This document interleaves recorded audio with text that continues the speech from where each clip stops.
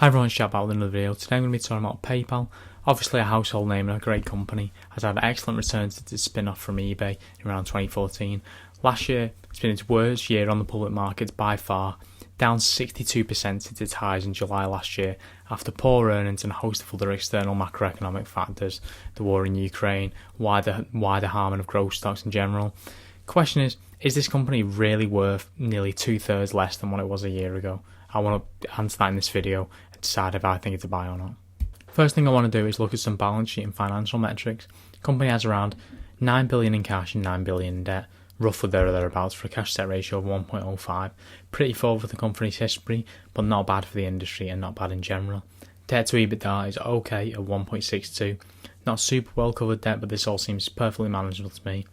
Business has reasonable free cash flow and good earnings, so I'm not concerned overall. Company has been assigned an Altman score of 2.47, indicating it is not at immediate risk of financial distress, but it leaves a lot to be desired. It's definitely not a good score, and it's not completely safe. Most of this is because these metrics are particularly weak for PayPal's history. Profitability, on the other hand, is excellent here, and part of the reason that I can stomach a less than stellar balance sheet.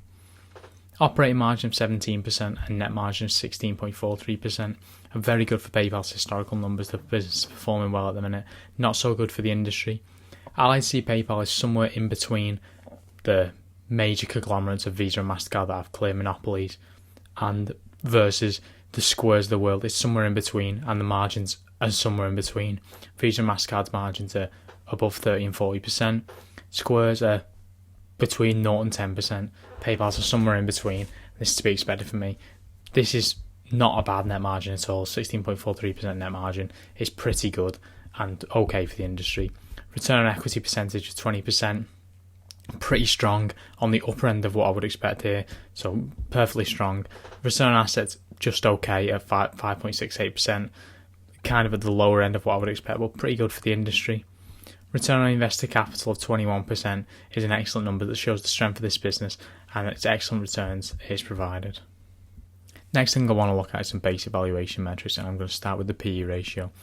A price to earnings ratio of 32 on a trailing basis and 24 on a forward basis are just about the cheapest PayPal's been in a long time, or the cheapest I've seen in basically since it came onto the public markets. It typically trades far above this. Of course, the company came a bit up from the bottom of its drop. I think it was around $90, $95. It's now $116, so it has been possible to pick this stock up cheaper, but this is not expensive for this company. Just all depends on how you view this business going forward. On a forward basis, a PE of 23 is absolutely bargain territory realistically for a company of this calibre with PayPal's growth potential. The PEG ratio of 1.46 speaks volumes here. Almost bargain territory. A PEG ratio below 1 I would consider absolute bargain, and between 1 and 2 I would consider fairly priced.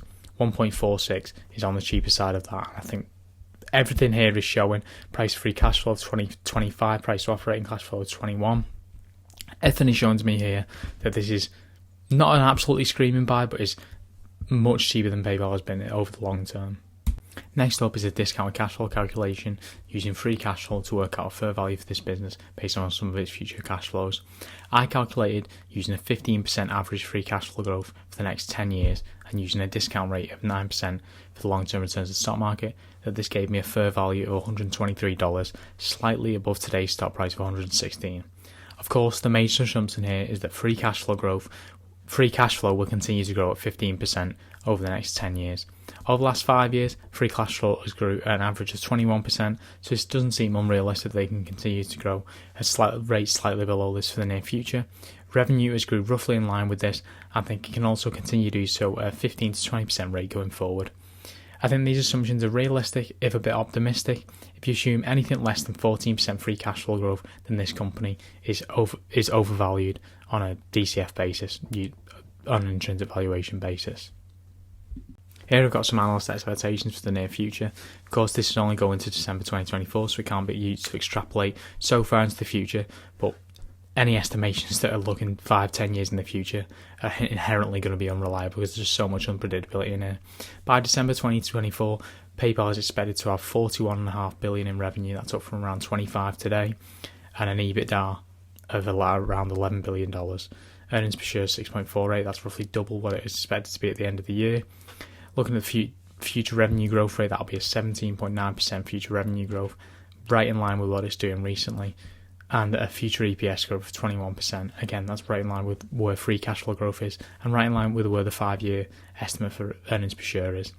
I think free cash flow is likely to grow in line with both of these numbers, in my opinion. So again, this just gives further credence to our belief that it can continue to do 15% free cash flow growth for the near future. Looking at PayPal's most recent financial metrics, I've been reading the reports to try and spot any red flags that would break my thesis, essentially. I don't think there is any, but this financial report was not strong. On the positive side, revenue up 17% year over year, right in line with where we expect it to be going forward. Now 25.4 billion, so a serious number. Total payment volume up 31% to now over $1 trillion. Again, this is a major player. Free cash flow up 9%. Crucially, earnings down slightly at 1% on a GAAP basis. This is a big disappointment. A lot of these failings could be assigned to the loss of eBay, which has been known for some time, but management really failed to manage expectations effectively, causing that severe stock drop. Also, management was expecting active new accounts to be much higher than they were. They added 72 million active new accounts in 2020, and in 2021 they only added 48.9 billion, with 3 million of those being from the Payday acquisition and 45.7 being organic. This is really not good enough. A third drop in net new active accounts, of course. A lot of people were doing more online shopping in 2020 for obvious reasons, and it's expected to be a slight decrease, but I think a third decrease is a bit overdone, and they're now going to be having to rethink their targets going forward on how many users PayPal is going to have, because I think they were expecting to get to 750 million users in 5 years, and this is clearly they're way off the pace here. Just another segment of the financial report here. Crucially, I want to look at that bottom thing, the financial year 2020, what they're expecting. They're expecting total payment volume to reach 1.5 trillion, which would be around 19 to 22% growth rate at current spot rates. Revenue expected to grow 15 to 17% on a spot and FX neutral basis, excluding eBay.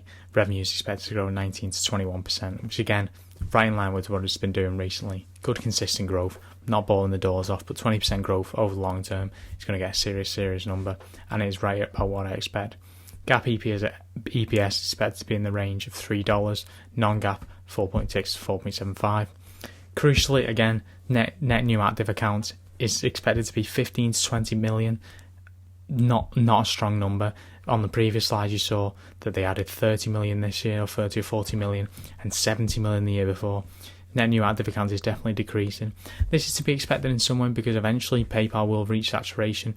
Everyone who needs a PayPal account will have one, and there is a lot more competition nowadays, but this is just not good enough in my opinion, and it's a major detractor on the bull case for PayPal, is that the net new active accounts is really slowing.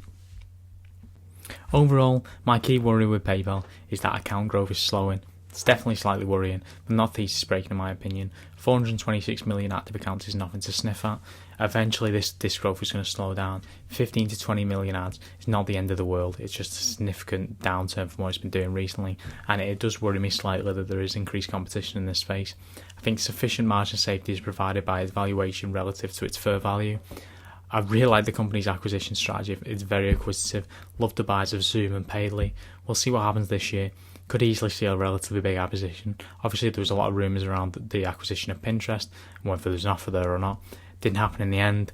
I wouldn't have been a big fan of that acquisition, but I would maybe be a big fan of acquisitions in the future as long as they're done sensibly. I think it's trading below its intrinsic valuation. It's a company with great partnerships that provide a degree of moat, has high switching costs, not incredibly high switching costs, but they're definitely there. And overall, I think it's a good product. Not an incredible product, but there's definitely one of the best in its space. And I like the company, I like the financials. And again, I think there's enough margin of safety here to provide a nice buying opportunity. But of course, none of this is financial advice. If you want financial advice, speak to a registered financial advisor, and of course, do your own research and due diligence. I'll see you again next time.